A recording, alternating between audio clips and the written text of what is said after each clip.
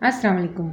हज उम्रा टीवी में आज आपके लिए बहुत ही ख़ास धमाकेदार न्यूज़ लेकर हाजिर हुई हूँ।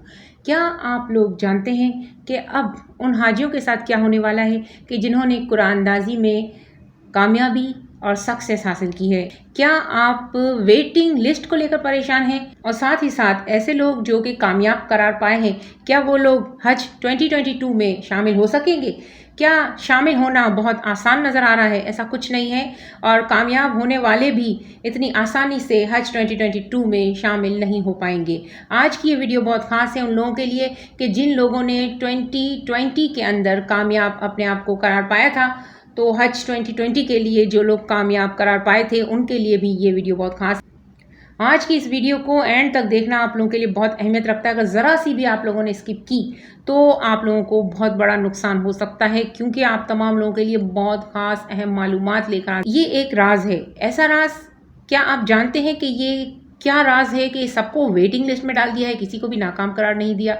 इसके बारे में आज पूरी नॉलेज बताऊंगी, कामयाब लोगों के बारे में भी कि क्या वो हज 2022 में जा सकते हैं, और 2020 में कामयाब होने वाले ऐसे लोग जो कि जिनका नाम कुरानंदाज़ी में आ गया था लेकिन फिर भी उन्हें जो है वो बैक पे रखा गया है। लेकिन इसकी असल हकीकत क्या है, आज की इस वीडियो के बाद आप ये मुकम्मल मालूमात हासिल कर लेंगे। हज 2022 के अंदर जितने भी लोगों ने अप्लाई किया गवर्नमेंट हज के लिए, तो उन लोगों को अनसक्सेसफुल नहीं करार दिया गया। या तो लोग कामयाब करार पाए या फिर ऐसे लोग जो है वो वेटिंग में चले गए। तो ये वेटिंग क्या है?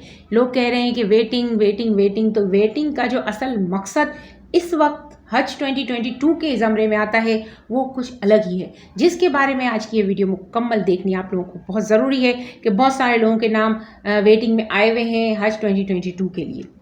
तो अगर मैं आपको आसान मिसाल के ज़रिए से समझाऊं तो यह है कि देखा जाए कि 63,666 यानी 63,666 एप्लीकेशंस सबमिट करवाई गई हैं गवर्नमेंट हज के लिए। अब ये टोटल कोटा बनता है, अगर पाकिस्तान का कंप्लीट कोटा 81,132 है, और जिसमें हज का 40% और प्राइवेट का 60% कोटा है। तो अब देखा जाए तो गवर्नमेंट के लिए 32,453 है और प्राइवेट के लिए 48,679। ये कोटा आपको आप अगर खुद सोचें तो ये एक बहुत ही बड़ी गेम है। इस गेम को ज़रा आप अगर दिमाग से सोचें तो आपको समझ में आएगा कि ये क्यों सबको किसी को भी अनसक्सेसफुल नहीं किया गया। एक बात तो आप जानते ही होंगे कि गवर्नमेंट ने ऐलान कर दिया है कि 7 लाख से 10 लाख के दर, अब 7 लाख से 10 लाख के दरमियान जब ये है तो डॉलर का दाम किस कदर ऊंचाई पे जा रहा है। 192 195 के करीब डॉलर पहुंच चुका है पाकिस्तानी करेंसी के हिसाब से। तो अब डॉलर मज़ीद ऊंची उड़ान उड़ रहा है और हज पर जाने के लिए अभी 1 महीना तकरीबन बाकी है। फ़्लाइट्स वगैरह अरेंज होंगी, ये सब चीज़ें होंगी, और वहाँ से तालीमात भी नहीं आई।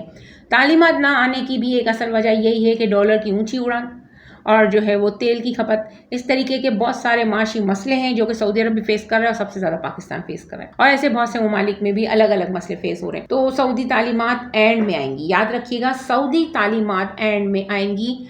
फ़्लाइट से तकरीबन 1 हफ़्ता पहले तक ही सऊदी तालीमात आने वाली हैं, और जैसे ही सऊदी तालीमात आएंगी तो ख़र्चे का अंदाज़ा हो जाएगा, पता चल जाएगा कितना है। तो ये ख़र्चे का अंदाज़ा जो है वो 7 लाख हरगिज़ नहीं होगा, 7 लाख से थोड़ा ऊपर भी नहीं होगा, 10 लाख से थोड़ा सा नीचे होगा, या फिर ये होगा कि 10 लाख है और साथ में कुर्बानी अलग है। इस तरह के भी मामलात हो सकते हैं, क्योंकि डॉलर बहुत ऊंचा उड़ चुका है और डॉलर की उड़ान की वजह से ही हज का ख़र्चा बहुत ज़्यादा बढ़ चुका है। ये सारी बातें हैं, और जैसे ही ये सारी बातें अब हमको पता चलेंगी कि हज का ख़र्चा कितना है, तो याद रखिएगा, मेरे आप जैसे लोग जो कि मुतवसत तबके से ताल्लुक़ रखते हैं, जिसके पास 7.5 लाख या 8 लाख के करीब रकम होगी, तो उन्होंने ये सोच के भर दिया फॉर्म हज का कि भाई हम लोग जो हैं वो 7.5-8 लाख का इंतज़ाम कर लेंगे फ़ी हाजी का, और 2 से 3 बंदे घर के अफराद चले जाएंगे। तो अब होने क्या वाला है, ये मैं असल मुद्दा आपको, असल राज बताने वाली हूँ कि जब पैसों का पता चलेगा तो जो 7.5-8 लाख का फिगर बना के बैठे थे, उन्होंने एप्लीकेशन भर दिया, वो सक्सेसफुल हो गए। अब वो सक्सेसफुल जब हो चुके हैं तो होने क्या वाला है कि वो लोग बैठ जाएंगे। तो अब जब इतने सारे लोग बैठ जाएंगे, याद रखिएगा ग्रुप का एक बंदा भी बैठ गया पूरा ग्रुप बैठ जाएगा, ग्रुप का एक बंदा नहीं जा सका तो पूरा ग्रुप बैठ जाएगा। ये सारी बातें हैं। तो अगर ग्रुप के 4 लोग हैं, इसमें से 2 बंदे बैठ गए तो 2 बंदों का कोई भी कुछ भी नहीं कर सकता, पूरा ग्रुप सक्सेसफुल या पूरा ग्रुप अनसक्सेसफुल, यही उसूल होता है। इसलिए कहती थी कि छोटे छोटे ग्रुप बनाएंगे, बहुत बड़े बड़े ग्रुप बनाएंगे तो अगर 2 बंदे नहीं आ सके, किसी बाहर के कोई लोग हुए, आपकी फैमिली के मेंबर हुए, तो आपका सबका एक ही रूल होगा कि भाई घर में पैसा कम है तो पूरी फैमिली नहीं जाएगी, लेकिन अगर बाहर का कोई नहीं आया और आपकी फैमिली जा रही है तो होगा क्या कि उनकी वजह से आप भी नहीं जा सकेंगे। इसलिए मैंने हमेशा यही कहा था कि गवर्नमेंट के जब आप फॉर्म फिल कीजिए तो सिर्फ अपनी फैमिली मेंबर्स को ही लीजिए, किसी बाहर वाले को आप कभी भी अपनी फैमिली में शामिल, ग्रुप में शामिल ना करें। बाद में जो ग्रुप बनता है वो तो अलग बनता है, बहरहाल सारी वो तो तफसीलात मैं आपको बता चुकी हूँ। अब मसला ये है कि अगर एक ग्रुप सक्सेसफुल होता है और उसमें से लोग 1-1 लाख रुपए के लिए जाते हैं, 4 लोग होंगे तो 4 लाख 5 लाख ज़्यादा उनको डालने पड़ेंगे तो बहुत मुश्किल हो जाता है। 50-60 हज़ार की रकम तो इंसान फिर भी डाल लेता है, लेकिन 5 लाख बहुत मायने रखते हैं। यूँ बहुत सारे ग्रुप बैठ जाएंगे और जो सक्सेसफुल ग्रुप बैठ जाएंगे तो फिर उनको और लोगों की ज़रूरत होगी, जाहिर सी बात है, उन्हें तो अपना 81 हज़ार का कोटा पूरा करना है। अब उनको जो है वो अपना कोटा पूरा करने के लिए गवर्नमेंट के लोगों को क्या करना पड़ेगा कि जो अनसक्सेसफुल, जो वेटिंग में लोग बैठे हुए उनको उठाना पड़ेगा। अब ये इन्होंने वेटिंग लिस्ट का नंबर भी प्रोवाइड किया है कि अगर 200 है तो पूरे ग्रुप का नंबर याद रखिएगा एक ही है, 200। यानी अगर पूरे ग्रुप में 7 लोग हैं तो 7 का 200 है। यानी कि अगर 200 की बारी आ गई ग्रुप की वेटिंग लिस्ट नंबर की तो ये पूरे 7 लोग जाएंगे। इसी तरीके से अगर 150 है यानी 150, तो 150 ग्रुप में अगर सिर्फ 2 बंदे हैं तो ये दोनों जाएंगे, क्योंकि आप नोट कीजिएगा कि आपके जो वेटिंग नंबर है, वेटिंग नंबर में 2 से 3 बंदे, जितने भी लोग हैं, 7 लोग हैं या 14 लोग हैं, सबका एक ही वेटिंग नंबर आएगा। तो एक वेटिंग नंबर अगर सक्सेसफुल हो गया तो पूरा ग्रुप जा सकेगा, चाहे वो 10 जानों का हो, चाहे वो 14 जानों का हो, चाहे वो 2 जानों का हो, या चाहे वो एक बंदा हो, वो कंप्लीट जाएगा। सारी बात का असल मुद्दा ये है कि ये जितने भी लोग वेटिंग में लगे हुए हैं इस वक्त, उनका मुकम्मल चांस है कि उनकी बारी आ जाए, क्योंकि अभी तक ये तालीमात आई नहीं है, पैसों का पता नहीं चला, वेटिंग लिस्ट में डाल दिया गया है। अक्सर ऐसे लोग जो कि वेटिंग लिस्ट में हैं और उनके पास पैसे भी हैं और वो बहुत ज़्यादा साथ रखते हैं, तो वो क्या करेंगे, हम कहाँ वेटिंग लिस्ट में इतना इंतज़ार करेंगे, चले जी हम तो प्राइवेट जाते हैं, उनके पास है माल, वो प्राइवेट चले जाएंगे। अब क्या, जितने साथ रखने वाले लोग होंगे वो कम से कम होते चले जाएंगे, और जब वो कम से कम होते चले जाएंगे तो जो कम मिकदार अस्तात रखने वालों की होगी वो तो पूरी की पूरी जाएगी, क्योंकि इतने लोग तो वैसे ही कम हो गए, इतने लोग इस तरह से कम हो गए कि उनका नाम आया लेकिन उनकी अस्तात नहीं है। वो क्या कर्जा लेके जाएंगे? कर्जा लेके हज नहीं होता, याद रखिएगा। कर्जा लेने के बाद आप हज का सोचना भी ये एक सही बात नहीं है। आपके पास पैसे हों तो आप जाएं, ये एक माली और जिस्मानी दोनों इबादत है। तो अगर आपके पास माल नहीं है तो आपके ऊपर ये फ़र्ज़ भी नहीं है, तो कर्जा लेके जाना तो बिल्कुल भी सही नहीं है। लिहाजा कहने का मकसद ये है कि कितने लोग इस तरह से बैठ जाएंगे, कितने लोग प्राइवेट चले जाएंगे, क्योंकि बहुत टाइम निकल जाएगा, बिल्कुल एंड में ही ये पैसों का सिलसिला बढ़ेगा, क्योंकि डॉलर बढ़ रहा है। डॉलर कितना बढ़ जाता है किसी को कुछ नहीं पता। सुना है कि आगे जाके अभी थोड़े दिनों में ही पेट्रोल और ज़्यादा बढ़ जाएगा, गोल्ड का रेट और ज़्यादा बढ़ जाएगा। तो क्या आपको जो ये एयरलाइंस हैं या वहाँ के जो सऊदी हैं वो आपको क्या कम दाम में करके देंगे?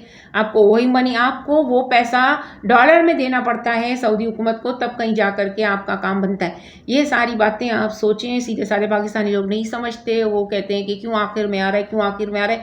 आखिर में तालीमात या आखिर में पैसों का अरेंजमेंट, ये जो बातें होनी ये बहुत ज़रूरी है, इस वजह से आखिर में आएगा। बिल्कुल जब एयरलाइन शुरू होने वाली होंगी ना, उससे तकरीबन 1 हफ़्ता पहले आने का चांस है, हो सकता है इससे भी ज़्यादा टाइम लग जाए। बहरहाल ये कहने का मकसद था कि वेटिंग लिस्ट वाले हरगिज़ ये ना समझें कि आपकी बारी नहीं आएगी। आपकी बारी 100% आ सकती है अगर आप पैसों के साथ रखते हो। शॉर्ट में बात यह है कि जिन लोगों के पास पैसा है वो सब जाएंगे जिन्होंने एप्लीकेशन फिल की है, यानी ऐसे अप्लाई करने वाले हज फॉर्म जिनके पास पैसा है वो जा सकते हैं, और जिनके पास पैसा नहीं है वो कट डाउन खुद ही खुद हो जाएंगे। और इन्हीं लोगों में शामिल है हज 2020 वाले लोग भी। हज 2020 में कामयाब अफराद जो हैं इन्होंने भी एप्लीकेशन फिल की थी। उनका नाम इसलिए नहीं आया क्योंकि बहुत कम लोग बचेंगे जो कि हज 2022 में शामिल हो सके, क्योंकि उनके पास पैसा ही इतना नहीं है। जब 10 लाख का बजट आपकी हज का हो जाएगा, अगर कुर्बानी अलग हुई तो, अगर खाने का अलग हुआ तो, और इसके अलावा 2000 रियाल तो कम अज़ कम वहाँ पे लेके जाने हैं, तो 2000 रियाल बहुत ज़्यादा हो जाते हैं, तो वो तो कम से कम है, आपको इससे ज़्यादा लेके जाने पड़ेंगे। तो याद रखिएगा आपका अच्छा खासा बजट बढ़ जाएगा। कोई आम या नॉर्मल बंदा इस बजट को अफोर्ड नहीं कर सकता, लिहाजा कितने लोग, कितने हाजी सबमिट कर देने के बाद कहेंगे कि हम नहीं जा रहे। ये है असल मुद्दा, वेटिंग लिस्ट में सबको डालने का। तो बहुत सारे लोग जो कि वेटिंग लिस्ट में होकर के अपना दिल बर्दाश्त हो गए हैं कि हम तो जा ही नहीं सकेंगे। और कुछ मैंने लोगों को ये कहते सुना कि भाई जो शुरू के वेटिंग लिस्ट वाले हैं, 10-12 नंबर वाले या 100-50 नंबर वाले, वो जा सकेंगे। अरे आखिर तक की बारी आएगी, क्योंकि इतने लोगों के पास इतना रकम है ही नहीं। और हज के फॉर्म सिर्फ उन्हीं लोगों ने भरे जो कि कम से कम अस्तात रखते हैं, तो इतना ज़्यादा पैसा वो कहाँ से निकाल सकेंगे। ये सारी चीज़ें भी तो सोचने की होती हैं। और फिर जब इंसान दयारे गैर में जाता है तो उसको हज़ार किस्म के खर्चे होते हैं, तो ज़्यादा से ज़्यादा पैसा लेकर के जाना ज़रूरी होता है। और फिर जब वहाँ से आते हैं तो रिश्तेदारों को हदिया और तोहफ़े भी बांटे जाते हैं, तो ये भी सारा मसला होता है कि ये दुनियादारी भी है। ये सारी बातें सुनने के बाद आपको क्या लगता है कि हज 2022 कोई आम हज होगा? हज 2022 बहुत ही ख़ास और अहम होने वाला है। इसमें सिर्फ उन्हीं लोगों को मौका मिलने वाला है जो कि पैसों की अस्तात रखते हों और बहुत ज़्यादा पैसा खर्च करना चाहते हों, तो उनको ही मौका मिलेगा गवर्नमेंट हज में भी। और इससे ज़्यादा अस्तात रखते हों तो प्राइवेट हज में। प्राइवेट हज का जो है मैंने सुना है कि 11 लाख से लेके 25 लाख तक का इनका बजट उन्होंने रखा है। तो 11 लाख का जो बजट है, याद रखिएगा इसमें बहुत कम सहूलतें होंगी, बहुत कम सहूलतें होंगी। और हो सकता है बस की सहूलत भी ना हो सकता है ना होने के बराबर हो, यानी दिन में सिर्फ एक बस ही अजीज़िया से आपको हरम शरीफ पहुँचाए। जबकि गवर्नमेंट में ऐसा नहीं होता। गवर्नमेंट में बसें लाइन से लगी हुई होती हैं। मेरी वीडियोज़ हैं, आप देखिएगा, एंड स्क्रीन पे भी लगा दूंगी। तो बहुत सारे लोगों ने बहुत सारी अपडेट्स दी। ये बहुत ही अहम और ख़ास अपडेट थी, तो मैंने सोचा आपको ये अपडेट दूं ताकि इस अपडेट से आपको कुछ सहारा भी होगा।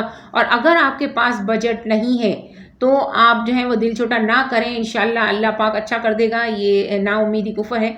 और जिनके पास बजट है वो इंतज़ार करें, वेटिंग लिस्ट में इंशाल्लाह ताला आपका नाम आएगा और आप लोगों को सिर्फ एक दिन का मौका मिलेगा, सिर्फ 1 डे। अगर आपके पास बजट है तो आप समेट के रखें, इधर उधर बजट को जो है वो अपने पैसे को डाल के किसी चीज़ में ना रखें कि आपको 24 घंटे से ज़्यादा का टाइम लग जाए। 24 घंटे ज़्यादा से ज़्यादा आपको दिए जाएंगे। इसमें अगर आपने जमा करा दिया तो ठीक, अगर आपने नहीं जमा कराया तो आपको रिजेक्ट करके दूसरों को मौका मिल जाएगा। तो यही वो वेटिंग लिस्ट वाले होंगे जिनको बहुत सारे मसलों के बाद उनको मौका मिलता रहेगा। अगर किसी की सेहत ठीक नहीं, किसी को कोरोना हो गया, किसी के पास बजट नहीं, किसी के माली हालात सही नहीं, किसी को कोई और प्रॉब्लम हो गई, कोई ख़ानदानी मसला हो गया, कोई क्या, जितने भी मसले होने के बाद सबका नाम जो है वेटिंग लिस्ट वालों का ही नाम आएगा। इस बार बहुत सारे वेटिंग लिस्ट वाले हज पर जाने वाले हैं, ये मेरी बात याद रखिएगा। अगर आपको यकीन ना है तो आगे देख लीजिएगा क्या होने वाला है। ज़्यादा टाइम नहीं है, 10-15 दिन में ही आपको अंदाज़ा हो जाएगा कि वेटिंग लिस्ट, सबको वेटिंग लिस्ट में क्यों डाला गया है। उम्मीद है आपको मेरी वीडियो पसंद आई होगी। कोई कमेंट करना चाहते तो ज़रूर कीजिए। बहुत सारे कमेंट के जवाब आज मैं वैसे ही दे देती हूँ, लेकिन अगर कोई कमेंट का जवाब नहीं दे सकूँ तो माजरत, लेकिन मैं कोशिश करती हूँ सबके जवाब देने की। और अगर कोई अच्छा इंटरेस्टिंग सवाल होता है तो उसके लिए मैं वीडियो भी बना देती हूँ। अपडेट बहुत से चैनल देते हैं, लेकिन ये बहुत अहम अपडेट थी। ये अपडेट आपको हमारे चैनल के अलावा और कहीं अभी तक तो नहीं मिली। अब मुझे देखकर कोई और अपडेट ये वाली थी तो एक अलग बात है।